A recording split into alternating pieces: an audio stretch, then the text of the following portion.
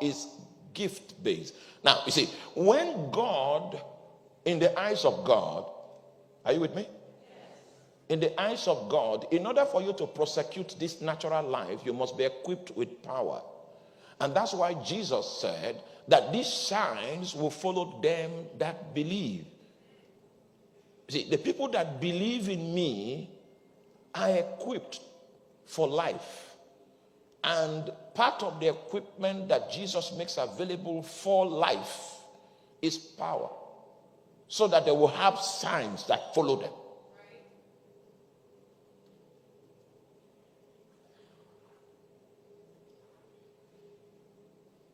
Apostle, a man was given an appointment in Nigeria, a very high ministerial position. And he did Thanksgiving in church and went to resume on Monday morning. Showed up on Monday morning, met his functionaries in the ministry where he was going to be the minister. They greeted him and ushered him to his seat. Unknown to him, that seat has undergone some demonic processes. The beginning of that man's paralysis was the day he sat on the seat. So if a seat is demonized and you sit on it and you become paralyzed, it's an evidence of the fact that you are powerless. Yes. Because power, stay with me. Because power doesn't only give you the ability to cause changes, it's also an insurance policy over the feedback that will come from the enemy. So he had the intellectual capacity to earn that ministerial portfolio, but he did not have the power requirement to remain in office. In the eyes of Jesus, you need power. You need power even to go to work and come back. Because by the time you get to your office, you will discover that you are the only one that came naked. The witches in your office, they are ready for life. The reason for which they took the oath of witchcraft is not because of heaven. They took the oath of witchcraft and the spirit of witchcraft to operate here. Huh? So Jesus believes you are ill-equipped if you want to operate here without power. I'm not talking about power needed for a crusade. I'm talking about power needed to live. You need power to live.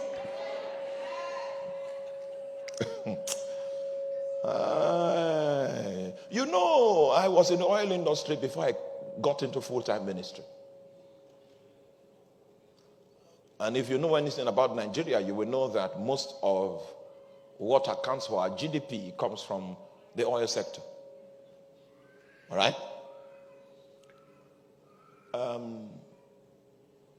They got one guy from Houston, one sharp guy from Houston. He was the one that trained us. The guy was really a technocrat. He went around Nigeria and came back with a lexicon of how to adapt our dysfunctional petroleum ecosystem into something that was enterprising. And we were the first set of people that were indoctrinated by the material that he crystallized after his research. The guy was sharp. So you need to come into the lecture and you will find out that the average person in that lecture was sharp. Until we were deployed to the field, we now realized we didn't need that lecture to survive on the field. We needed a new set of tools which was not available in the training. May the Lord give you understanding. We met demonic powers.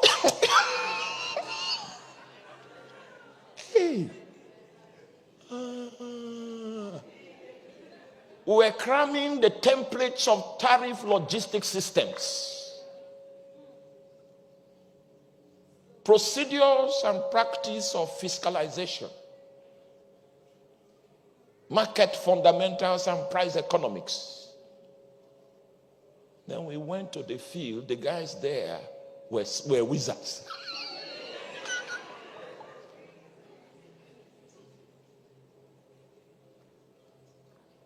In fact, my colleague, they will give her money, then she doesn't buy fuel. She just drive to their station. Wow, they'll just fill her tank. Then she goes to the next station. Oh, they'll fill her tank. Then she'll come and tell me, it's free fuel.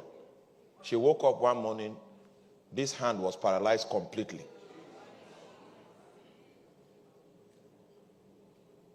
Please help me tell your neighbor, you need power to survive this in these days.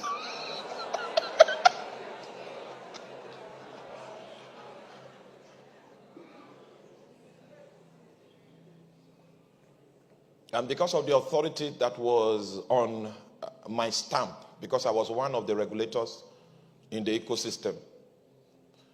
And the way the ecosystem works is all the regulators have to be brothers. Because they are partners in a certain scheme, which a genuine believer would not want to be part of. So I was an outlaw. So, and when they saw that I did not bend, they went and brought a man. I know you won't believe this next statement. The man carries paralysis in his bag. I know the doctors have ways to explain why you are paralyzed. They talk about the nerve combinations, free radicals, and stress.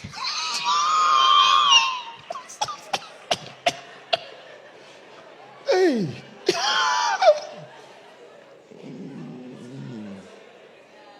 The man was carrying paralysis in his bag.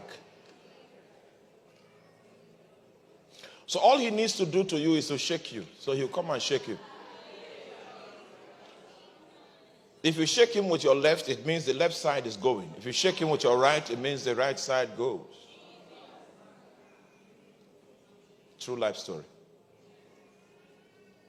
And I have watched many men die in that oil industry from paralysis. Yes. So some people felt I was going to be an obstacle to them in their business. So they brought this guy. And then the guy is an illiterate, doesn't speak English. He speaks one language. If you're a Nigerian, you should be able to pick one or two of the language and communicate somehow. So he came and he shook me.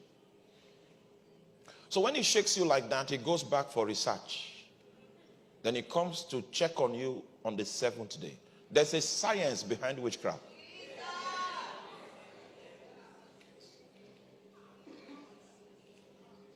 The affliction operates to the day 7. So he comes on the 7th day to check you. And if the paralysis has not yet taken hold, he goes back again for analysis. He will come back on the 14th day to check you. It was not a crusade I visited. It was office. I was going for regular jobs, just like you. But there was a need for power in the public space. Are you there? So the guy came on the 14th day and he shook me again. I was a novice and God did not bother to inform me about what was going on. And I was completely blinded about what was going on. And that was God's will. On the 14th day, he shook again. Now, he has 7 days because the arrow, when you dispatch that arrow, if it doesn't hit on the 7th day, if it doesn't hit on the 14th day, it will go back on the...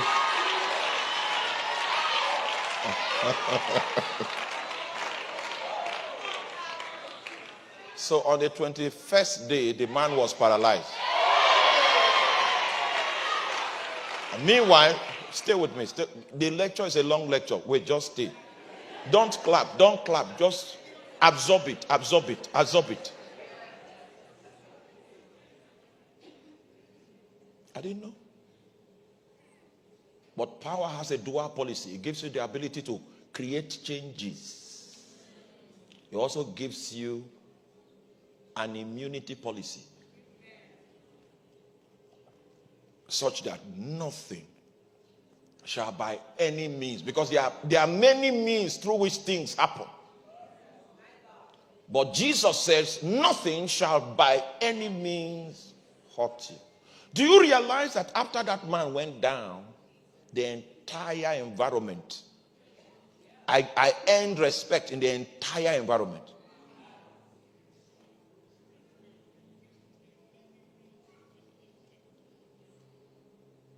Yes, I earned respect. And because I was not willing to cooperate with the syndicate, no corruption could take place there. It couldn't.